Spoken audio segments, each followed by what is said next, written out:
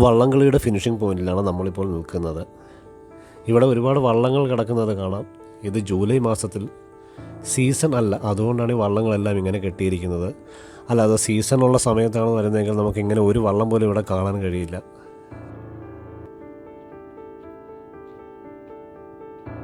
ചൂണ്ടയിടുന്നത് വിനോദമാക്കി എല്ലാവർക്കും ഇങ്ങോട്ട് വരാൻ കേട്ടോ. ഇവിടെ ചൂണ്ടയിടാൻ ഇഷ്ടം പോലെ സ്ഥലമുണ്ട്. എന്ന് വെച്ചാൽ കായലിങ്ങനെ പരന്ന് കിടക്കുവാണല്ലോ. പിന്നെ പോളയിൽ കുടുങ്ങാൻ നോക്കണം. ചൂണ്ട പോളയിൽ കുടുങ്ങി കഴിഞ്ഞാൽ പിന്നെ കിട്ടത്തില്ല. പിന്നെ അതിനകത്ത് നമുക്ക് മീൻ കിട്ടുമെന്ന് തോന്നുന്നില്ല. ചൂണ്ട അതിനകത്ത് കുടുങ്ങി പൊട്ടി പോകത്തേ ഉള്ളൂ. അപ്പോൾ ചൂണ്ടയിടുന്നവർക്കൊക്കെ നേരെ ഇങ്ങോട്ട് പോകാം. ആലപ്പുഴയിൽ വന്ന് ശരിക്കും ചൂണ്ടയൊക്കെ ഇട്ട് മീനൊക്കെ പിടിച്ച് വള്ളത്തിലൊക്കെ കയറി പോവാം. ഞങ്ങളിവിടെ വന്നപ്പോൾ മുതൽ ഇദ്ദേഹം ഇവിടെ നിന്ന് ചൂണ്ടയിടുന്നുണ്ടായിരുന്നു. ഞങ്ങൾ വന്നതിന് ശേഷം ചൂണ്ടയിൽ മീനൊന്നും കുത്തിയിട്ടില്ല. പക്ഷേ നേരത്തെ കൊത്തിയതൊക്കെ പുള്ളിയുടെ അവിടെ ഉണ്ടായിരുന്നു. പുള്ളി അവിടെ ഇട്ടിട്ടുണ്ടായിരുന്നു. പിന്നെ ഇതെല്ലാം വീഡിയോയുടെ ഷൂട്ടിംഗ് എല്ലാം കഴിഞ്ഞ് ഞങ്ങൾ തിരിച്ചു പോകാൻ നേരത്താണ് വീണ്ടും അദ്ദേഹത്തിൻ്റെ ചൂണ്ടയിൽ മീൻ കൊത്തിയത്. അത് കണ്ടാണ് ഞങ്ങളിപ്പോൾ തിരിച്ചു വന്ന് ഈ വീഡിയോ എടുത്തത്. ഇത് ഈ കാണുന്നത് പോലെ തന്നെ ഒരു വല കെട്ടിയിട്ട് വെള്ളത്തിലോട്ട് ഇങ്ങനെ മീനെ ഇറക്കിയിട്ട് കഴിഞ്ഞാലുള്ളൊരു ഗുണമെന്ന് വെച്ചാൽ നമുക്ക് കുറച്ചധികം സമയം നിന്ന് മീനെ പിടിക്കാൻ പറ്റും. അപ്പോൾ മീൻ ചത്തുപോകത്തില്ല. അങ്ങനെ നമുക്ക് ഫ്രഷായിട്ട് തന്നെ മീനെ കൊണ്ടുപോകാനും പറ്റും. ഇത് കളമ്പാണോ? ഇത്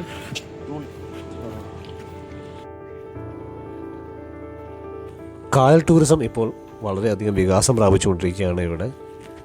പക്ഷെ അതിനുവേണ്ടി കെട്ടിപ്പൊക്കുന്ന ഈ വലിയ വലിയ കെട്ടിടങ്ങൾ കുട്ടനാടിൻ്റെ തനത് സൗന്ദര്യത്തിന് എത്രമാത്രം യോജിക്കുന്നു എന്ന് എനിക്ക് ഒരു ചെറിയ സംശയമുണ്ട്.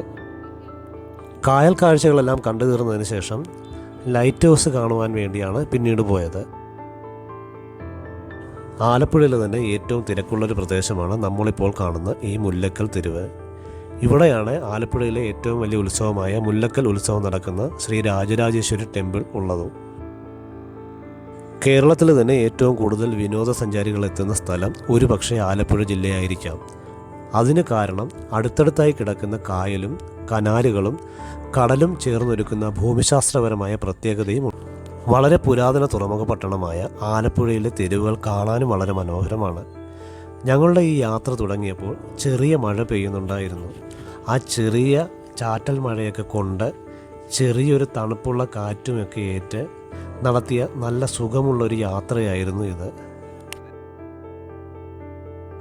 ഇപ്പോൾ പട്ടണത്തിൽ എവിടെയും കൊണ്ടുപിടിച്ച് മോടി പിടിപ്പിക്കുന്ന ശ്രമങ്ങൾ നടന്നുകൊണ്ടിരിക്കുകയാണ്.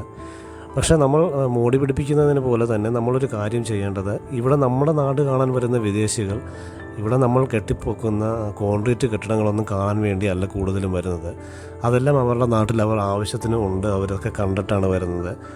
അവർ നമ്മുടെ നാട്ടിലേക്ക് എത്തുന്നത് നമ്മുടെ പൈതൃകവും പാരമ്പര്യവും ഉൾക്കൊള്ളുന്ന തനത് കെട്ടിടങ്ങളും കാഴ്ചകളും കാണാൻ വേണ്ടിയാണ് വിദേശികൾ വരുന്നത്. ആധുനിക ആലപ്പുഴ പട്ടണത്തിൻ്റെ സൃഷ്ടാവായത് തിരുവിതാംകൂർ ദിവാനായിരുന്ന രാജ കേശവദാസാണ്.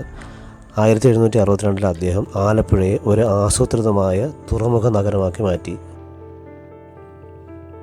ദിവാൻ കടലിൽ നിന്നും കായലിലേക്ക് സാധനങ്ങൾ എത്തിക്കാൻ കനാലുകൾ വെട്ടിക്കുകയും കച്ചവടക്കാരെയും വ്യാപാരികളെയും ഇവിടേക്ക് ആകർഷിക്കുകയും ചെയ്തു. ഇതോടുകൂടി ആലപ്പുഴ തിരുവിതാംകൂറിൻ്റെ സാമ്പത്തിക സ്ഥിരാകേന്ദ്രമായി മാറി. അങ്ങനെ ഞങ്ങൾ ലൈറ്റ് ഹൗസിൻ്റെ അടുത്തെത്തി. ഞങ്ങളവിടെ ചെല്ലുന്ന സമയത്ത് മഴ കുറച്ച് കുറഞ്ഞിട്ടുണ്ടായിരുന്നു. നല്ല ഒരു തെളിഞ്ഞ അന്തരീക്ഷമായി. പിന്നെ അവിടെ നിന്ന് ഞങ്ങൾ ടിക്കറ്റ് എടുത്തു. ടിക്കറ്റ് ഒരാൾക്ക് 12 രൂപയുള്ളൂ. അങ്ങനെ ടിക്കറ്റ് എടുത്തിട്ട് ഞങ്ങൾ നേരെ മുകളിലോട്ട് കയറി. ആലപ്പുഴയിലെ ലൈറ്റ് ഹൗസ് കാണുമ്പോൾ എപ്പോഴും നമുക്കൊരു പഴമ തോന്നാറുണ്ട്.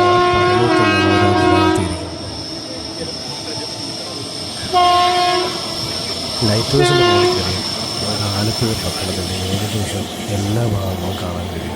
ഒരുപാട് ഏകദേശം എല്ലാ ഭാഗങ്ങളും കാണാൻ കഴിയും.